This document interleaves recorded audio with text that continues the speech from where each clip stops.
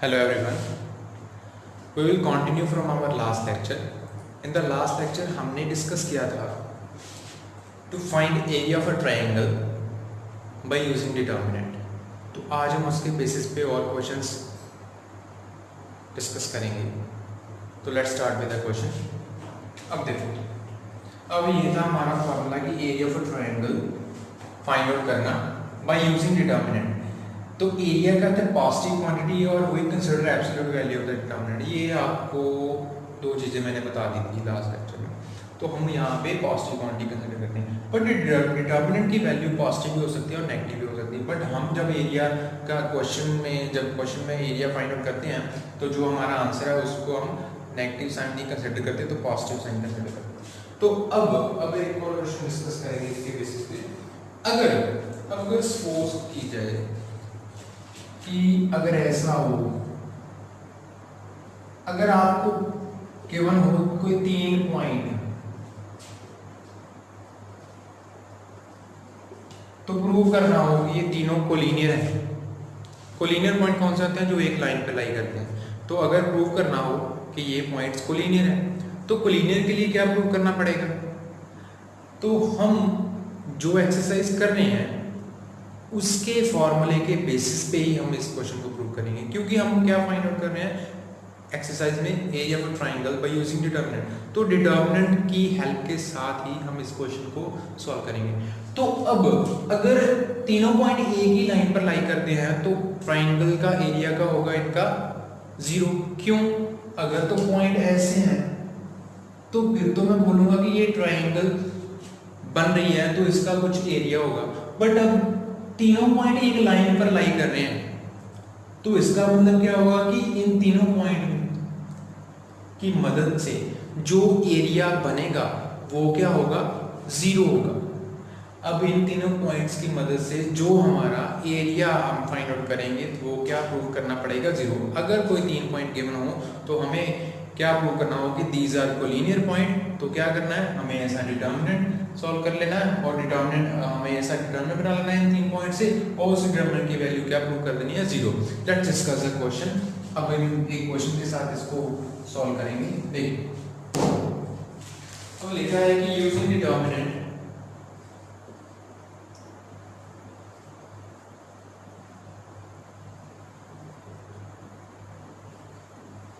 prove that points 11, 7, 5, 5 and -1, 3 are collinear.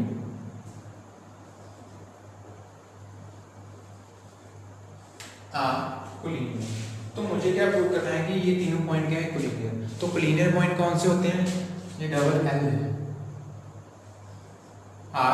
Collinear point कौन से होते हैं? जो एक लाइन पे लाई करते हैं. तो अब अगर ये तीनों पॉइंट को प्रूव करना है कि कोलिनियर है तो हमें क्या प्रूव करना है कि इन पॉइंट से जो एरिया बनेगा वो क्या होगा? प्रूव क्या करना है हमें? 0. तो अब हम इस क्वेश्चन को कैसे लिखेंगे?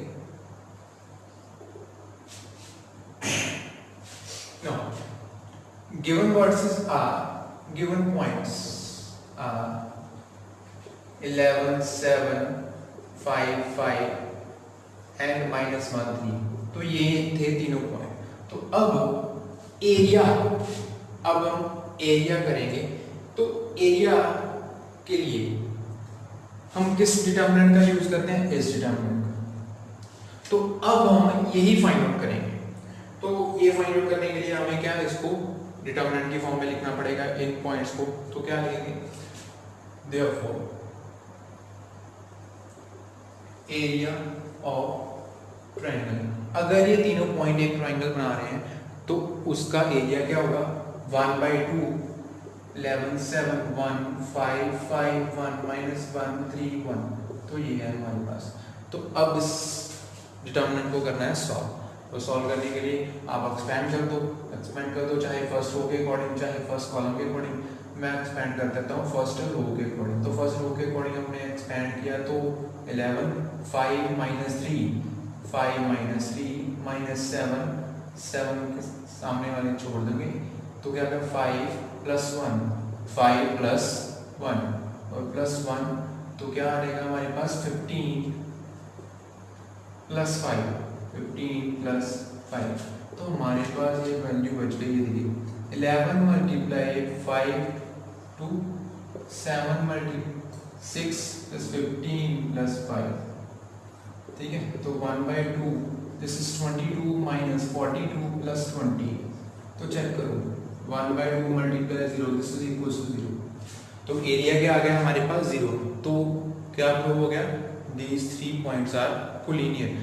अगर ऐसा क्वेश्चन हो तो हमने ऐसे प्रूव करना है कि क्या गिवन हो कि यूजिंग डिटरमिनेंट प्रूव दैट कि these points are collinear, any 3 points are collinear, तो क्या करना है, हमने एरिया का फॉर्मूला लगा देना डिटरमिनेंट फॉर्म, तो प्रूव कर देना। अगर हमारा एरिया आ गया 0 तो दीज पॉइंट्स आर कोलिनियर, अगर नहीं आया 0 तो क्या बोलेंगे, these are points are non collinear points, ठीक है। तो ये था हमारा एक क्वेश्चन। अब हम नेक्स्ट क्वेश्चन डिस्कस करते हैं।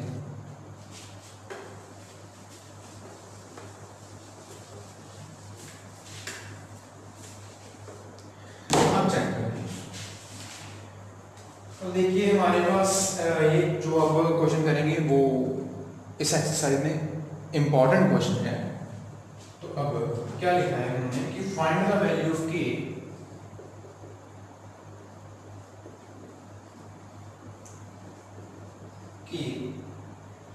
if area of triangle is 4 square units and vertices are k0, 4, 0, 0, तो अब देखो,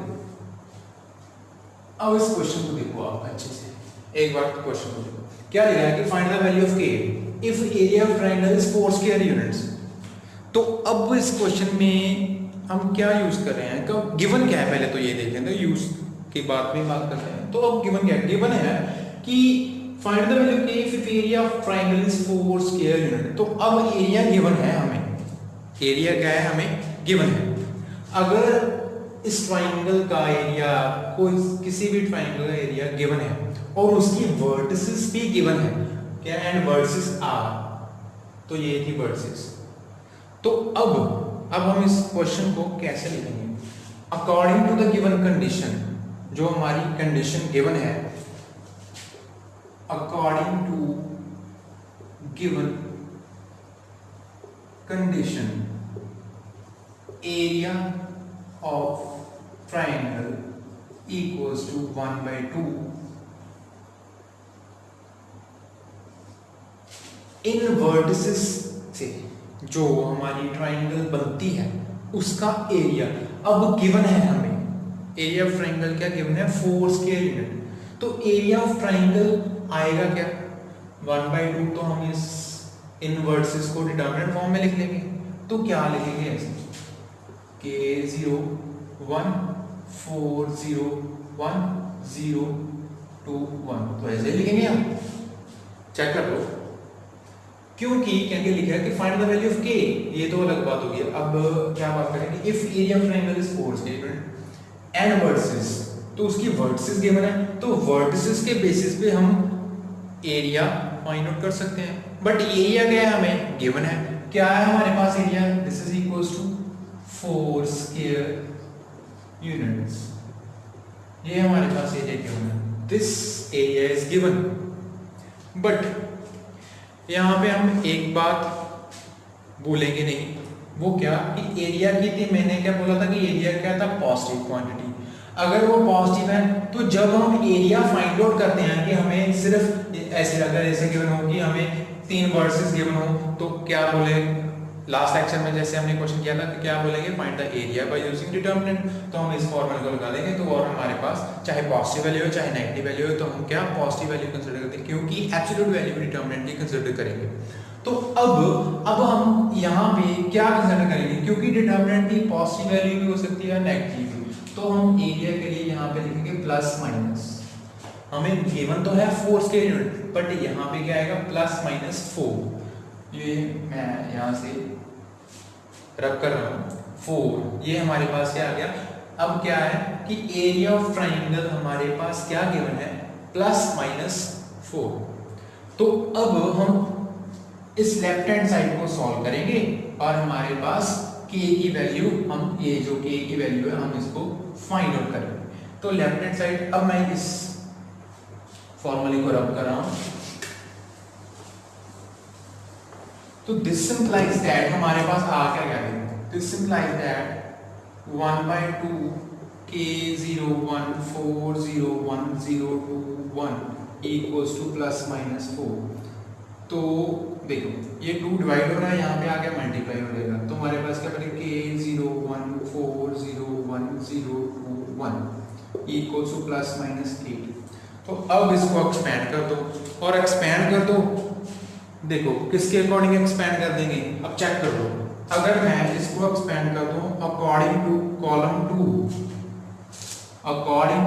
2 एक्सपेंड कर दूं। अगर ऐसे करना है कर लो, नहीं करना, क्योंकि ये कॉलम 2 के अकॉर्डिंग एक्सपेंड क्यों कर रहा हूं, क्योंकि हमारे पास क्या है 0 0 और 2, और 0 वाली टर्म तो 0 हो जाएगी और ये क्या आ जाएगा 2। तो अब देखो साइन कौन से लगेंगे, देखिए प्लस माइनस, यहां से भी देख लो प्लस माइनस। तो ये हमारे पास क्वेश्चन सॉल्व हो जाएगा। अगर नहीं ऐसा करना चाहते तो आप कॉलम 1 के अकॉर्डिंग भी एक्सपेंड कर दो, तब भी हमारा आंसर सेम ही बनेगा। तो एक्सपेंड कर लेते हैं, चलो कॉलम 1 के अकॉर्डिंग हम इस कॉलम के अकॉर्डिंग एक्सपेंड कर लेते हैं। तो एक्सपेंड करेंगे तो क्या आ जाएगा, देखो k हमारे पास क्या आ गया 0 - 2 चेक कर लो, k 0 - 2। अब -4 हमारे पास क्या आ गया 0 - 2, चेक करो -4 सामने वाले छोड़ दिए तो हमारे पास आ गया 0 - 2। अब क्या आ गया 0 के लिए कुछ भी नहीं आएगा, तो इक्वल्स टू क्या आ गया +-8। तो अब क्या आ गया हमारे पास k - 2 - 4 - 2 इक्वल्स टू +-8। ठीक है, तो आ गया -2k +8 इक्वल्स टू +-, चेक करो ये हमारे पास वैल्यू बढ़ गई -2k +8 इक्वल्स टू +-2। तो ये हमारे पास वैल्यू है।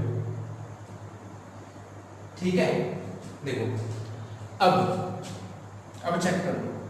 अब देखो कि दो वैल्यूज बन रही हैं, एक तो +8 के लिए और एक -8 के लिए। अब मैं क्या करूंगा, आइदर -2k +8 इक्वल्स टू 8 हो जाएगा और -2k +8 इक्वल्स टू -8 हो जाएगा। चेक कर लो ऐसे होगा, यहाँ तो -2k +8 इक्वल्स टू क्या आ जाएगा 8k, और यहाँ -2k +8 इक्वल्स टू -8k। तो हमारे पास क्या आ गया -2k, तो 8 यहाँ पर जाके 8 - 8 तो -2k इक्वल्स टू 0, तो k इक्वल्स टू क्या आ गया 0। तो यहाँ पे -2k इक्वल्स टू -8 तो -2k इक्वल्स टू -16, तो k इक्वल्स टू क्या आ गया -16/-2, तो k इक्वल्स टू क्या आ गया 8। देयरफॉर k इक्वल्स टू क्या आ गया 0 और 8, k की दो वैल्यूज आ गई और ये हमारे पास ये क्वेश्चन सॉल्व होगा, क्योंकि उन्होंने क्या बोला था, find the value of k if area of triangle is 4 scalar and vertices are. तो इसके बेसिस पे हम बाकी क्वेश्चंस भी ऐसे ही जो क्वेश्चन होंगे वो हम सॉल्व कर सकते हैं। ठीक है, तो हमें वर्टिसेस अलग गिवन होंगी और ट्राइंगल का एरिया अलग गिवन होगा। बस इतना ख्याल रखना है इस क्वेश्चन में, क्या कि जब हम ये formula according to the given condition लिखेंगे, area of triangle according to the vertices equals to +- arrange करना है यहाँ पे +-, क्योंकि डिटर्मिनेंट की वैल्यू प्लस भी हो सकती है और माइनस भी हो सकती है। और अकेला एरिया ही फाइंड आउट करना हो, जब एरिया गिवन हो तो अकेला एरिया ही फाइंड आउट करना हो। अगर वर्सेस गिवन हो तो लास्ट लेक्चर आप देख सकते हैं, वहाँ पे क्या हमने एब्सोल्यूट वैल्यू डिटर्मिनेंट की कंसीडर की थी। तो पॉज द वीडियो और इसको नोट डाउन कर सकते हैं। ठीक है, अब हम एक और लास्ट क्वेश्चन करेंगे इस एक्सरसाइज का।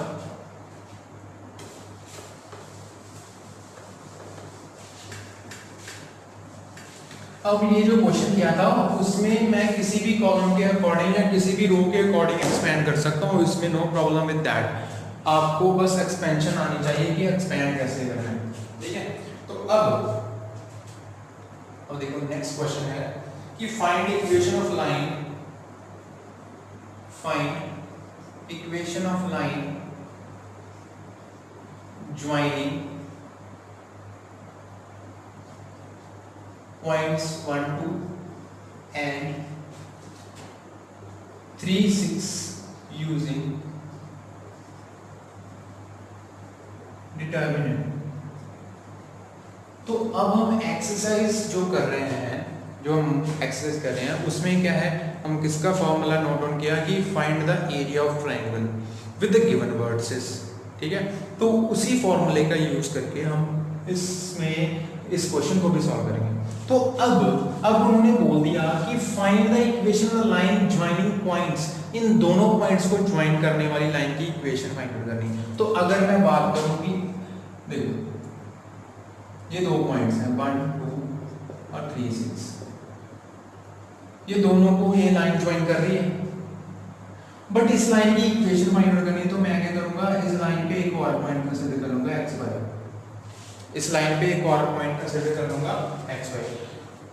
These all points lies on a line, तीनों पॉइंट एक ही लाइन पे लाई कर रहे हैं। तो अगर एक लाइन पे लाई कर रहे हैं तो ये कौन से पॉइंट हुए, कोलिनियर पॉइंट्स। तो अभी इसी लेक्चर में हमने फर्स्ट क्वेश्चन किया कोलिनियर पॉइंट्स का, उसमें क्या लिखा था कि अगर तीनों पॉइंट कोलिनियर हैं, एक ही लाइन पे लाई कर रहे हैं, तो उनका यूज करके जो हमने एरिया निकालना है वो क्या होगा, जीरो, वो क्या होगा, जीरो। तो अब इसी कंडीशन को इस क्वेश्चन में यूज करेंगे। तो इस क्वेश्चन के यूज कैसे करेंगे कि लेट क्या करेंगे, let x y be another point, let xy be another point on line